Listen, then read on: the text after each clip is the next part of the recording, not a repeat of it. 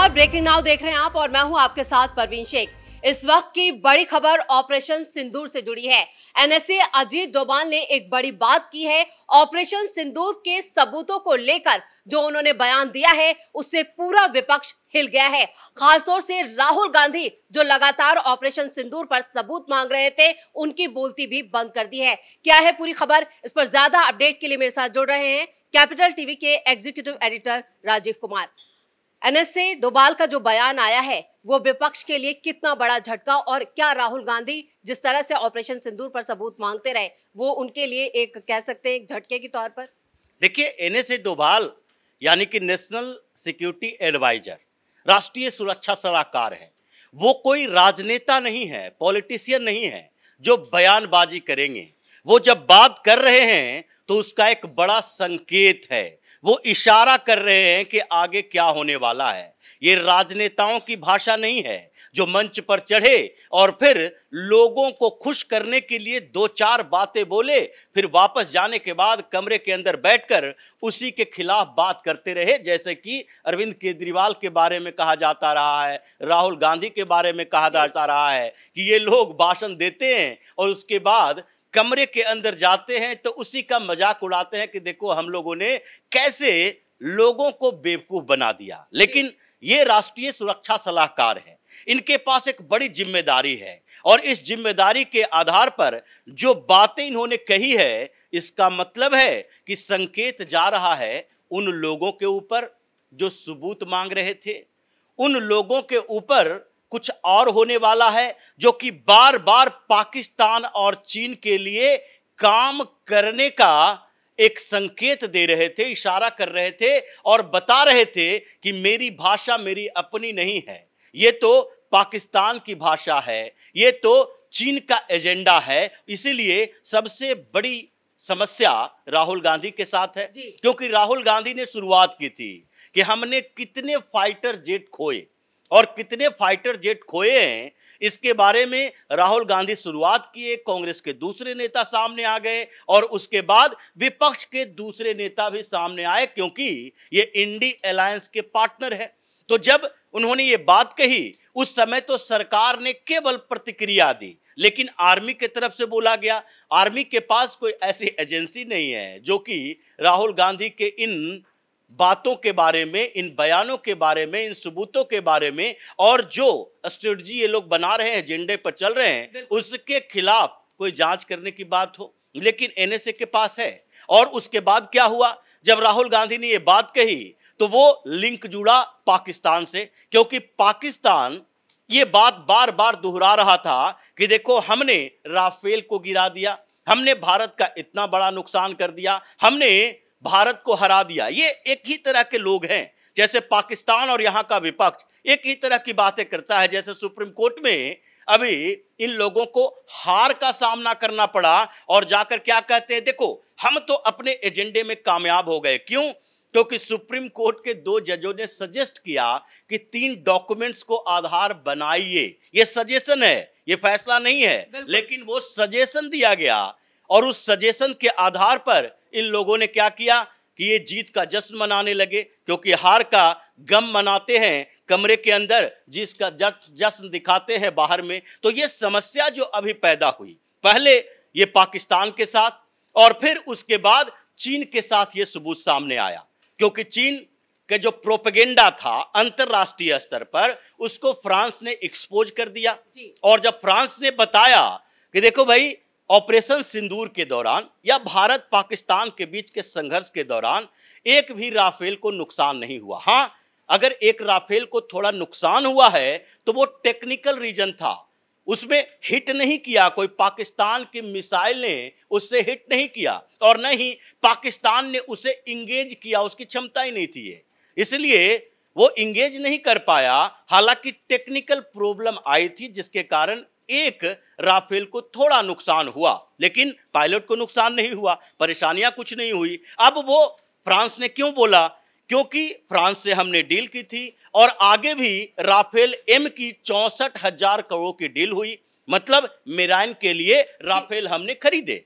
अब जब ऐसी स्थितियां पैदा हुई है, इसका मतलब कि चीन के एजेंडे सामने आए इसका मतलब कि चीन के बारे में फिर से फ्रांस ने बोला। सिर्फ राफेल की बात, प्रोपेगेंडा की बात नहीं थी, उसके बाद भी ये बताया गया कि देखो कैसे चीन चारों तरफ घूम घूम कर ये प्रोपेगेंडा फैला रहा था कि राफेल का नुकसान हुआ है पाकिस्तान से एविडेंस लेकर, और कुछ मॉर्फ वीडियो बनाकर, वीडियो गेम के माध्यम से अलग अलग तरीके इसने अपनाया। अब ये सारे एजेंडे जो थे ये भारत में कौन फुलफिल कर रहा था? विपक्ष। लेकिन विपक्ष तो स्पेशल सेशन तक की मांग कर रहा था। अब 21 जुलाई से मॉनसून सेशन भी शुरू होने वाला है, तो क्या विपक्ष जो है इसको लेकर, क्योंकि बार बार उनकी तरफ से सबसे ज्यादा सबूत मांगे गए, लेकिन अब एनएसए डोभाल का जो बयान या जो उन्होंने बड़ी बात की है वो यहाँ पर विपक्ष को कितनी चोट पहुंचाएगी? देखिए, स्पेशल सेशन संसद के अंदर पूरी तरह से स्वतंत्रता होती है। संसद और विधानसभा के अंदर जो प्रोसीडिंग चलते हैं उसमें कोई भी सांसद बोलता है, कोई भी मंत्री बोलता है, या कोई विधानसभा में मुख्यमंत्री बोलता है, तो उसके पास इस बात की स्वतंत्रता होती है कि वो चैलेंज नहीं किया जाएगा कोर्ट में, मतलब वो सजा से बच जाएंगे। इसलिए हर लोग जो अपने विपक्षी पार्टियों का इस्तेमाल करना चाहता है, अपने सदन का इस्तेमाल करना चाहता है, जो ये इम्यूनिटी लेना चाहता है कि नहीं हम बोलेंगे, हम गालियां देंगे, हम कुछ भी बोलने के लिए स्वतंत्र रहेंगे, लेकिन हमारे खिलाफ कोई कार्रवाई नहीं होगी, वो सदन का इस्तेमाल करता है। इसलिए स्पेशल सेशन में इन लोगों के सवालों का जवाब देने के लिए सरकार ने लंबी लिस्ट बना रखी है। ये जो मॉनसून सत्र आ रहा है, ये मॉनसून सत्र के दौरान पहले तो ये परेशान रहेंगे इस बात के लिए जो अभी चल रहा है उसमें हम क्या करें, क्योंकि अभी मॉनसून सत्र के अंदर सवाल ऑपरेशन सिंदूर पाकिस्तान पर नहीं उठेगा, सवाल तो उठेगा वोटर लिस्ट पर, क्योंकि वोटर लिस्ट का मामला जो चल रहा है इन लोगों के लिए बड़ी परेशानी है। सुप्रीम कोर्ट में हार के बावजूद ये लोग कभी भी सदन के अंदर, संसद के अंदर चुप नहीं बैठेंगे। दूसरी बात, अभी 14 अप्रैल से ये वैकेशन जो बेंच बने थे वो खत्म होंगे, रेगुलर बेंच चालू होंगे, उसके बाद वक्फ बोर्ड का मुद्दा आ जाएगा। तो ये सेशन में इंगेज रहेंगे इन बातों से, ये कभी पाकिस्तान की बात नहीं उठा सकते, क्योंकि पाकिस्तान के खिलाफ कई सबूत मिल चुके हैं। लेकिन अब समस्या दूसरी है, जैसे तुर्की की कंपनी सेलेबी जिसको ठेका मिला हुआ था, उस ठेके को खत्म किया गया, ये हाई कोर्ट में गए और हाई कोर्ट से भी झटका लगा कि नहीं नहीं सरकार का काम ये सही है, क्योंकि आपकी सरकार यानी तुर्की की जो सरकार है वो भारत के खिलाफ अगर काम कर रही तो आप पर भरोसा नहीं किया जा सकता। लेकिन वो हाई कोर्ट में गए तो उसके साथ कौन खड़ा था? यही विपक्षी पार्टी के कुछ नेता, और साथ में वो वकील जो कि इन्हीं पार्टियों से राज्यसभा जाते हैं, मंत्री बनने के फिराक में रहते हैं, और ये पॉलिटिकल एडवोकेट उन लोगों की एडवोकेसी करते हैं। तो ये पूरा का पूरा जो मामला अभी चल रहा है और इसमें एनएसए डोभाल की एंट्री हुई है, ये राहुल गांधी के लिए और उन लोगों के लिए समस्या है जो कि इनके एजेंडे पर काम करते रहे हैं। जैसे कांग्रेस की समस्या यही है कि इसको चीन के साथ जितनी डील हुई है, तो चीन के साथ इनके कनेक्शन को उधारने के लिए, बताने के लिए कोई ज्यादा इन्वेस्टिगेशन करने की जरूरत नहीं है। पहले भी कम्युनिस्ट पार्टी ऑफ चाइना और कांग्रेस के बीच एमओयू साइन हुआ था, जिसके लिए अभी भी ये इंतजार किया जा रहा है। सुप्रीम कोर्ट ने भी कहा था कि नहीं ये गलत तो है, लेकिन ये दोनों के बीच की बात है, हम इसके पर्पस को नहीं जान पाए तो इसके लिए कांग्रेस के खिलाफ कोई एक्शन नहीं ले सकते। लेकिन ये कहा गया था ये गलत है कि सत्ताधारी पार्टी किसी दुश्मन देश की पार्टी से एमओयू साइन कर रहा है और उद्देश्य ही पता नहीं है, क्योंकि एजेंडा जो एमओयू में होना चाहिए वो स्पष्ट नहीं है। राजीव गांधी फाउंडेशन को पैसे मिल रहे हैं, चीन के साथ अच्छे खासे दोस्ताना रिश्ते हैं कांग्रेस पार्टी के नेताओं की, और राहुल गांधी विदेशों में जा जाकर घूम घूम कर भारत के खिलाफ चीन के समर्थन में बात करते हैं। अभी भी चीन की ही तुलना कर करके कई बात ऐसी बोल चुके हैं जिससे लगता है कि भारत को अंतरराष्ट्रीय स्तर पर कमजोर करके चीन की सुपरमेसी साबित करना चाहते हैं। तो ये सारे जो मामले चल रहे हैं, इन मामलों में अगर सीधे एनएसए डोभाल आए हैं और उन्होंने इतने दिनों के बाद ये प्रोग्राम में बोलना, ये बात करना, ये ऐसा नहीं है कि ये पहले नहीं आ सकता था, लेकिन अभी जो ये बात चली है इसका मतलब है कि कुछ और चीजें चल रही है।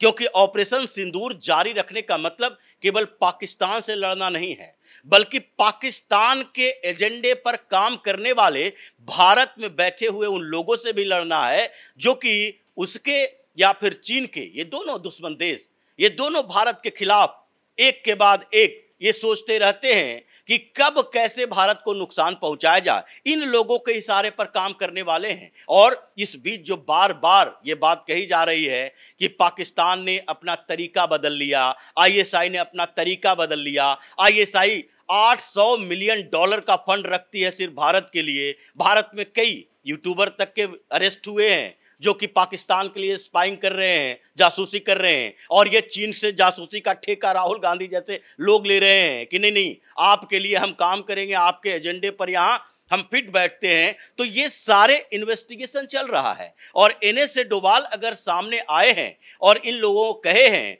कि देखो सबूत गैंग अब एक भी सबूत हमें दिखाए और ये बताए कि भारत का क्या क्या नुकसान हुआ ऑपरेशन सिंदूर में, तो इसका मतलब है कि वो बताना चाह रहे हैं कि अब हम सबूत लाएंगे, अब तुम लोगों के खिलाफ सबूत होगा।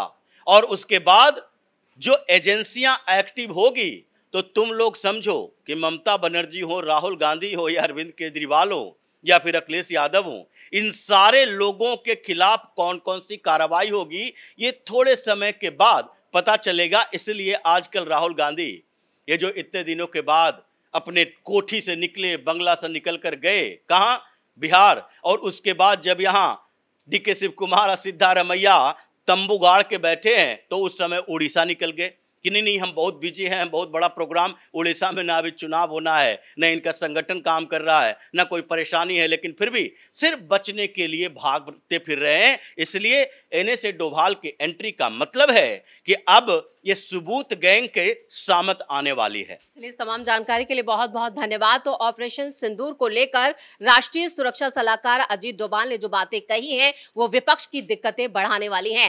खासतौर से राहुल गांधी के बुरे दिन शुरू हो चुके हैं। जिस तरह से उन्होंने पाकिस्तान और चीन के एजेंडे को आगे बढ़ाने का काम किया है उसको लेकर कई जांच भी, या कहें कि अजीत डोभाल एक संकेत दे रहे हैं कि अभी ऑपरेशन सिंदूर जारी है और आगे और बड़ी कार्रवाई इन लोगों के खिलाफ हो सकती है। इस बड़ी खबर में मेरे साथ इतना ही। कैमरामैन रवि के साथ मैं परवीन शेख, कैपिटल टीवी।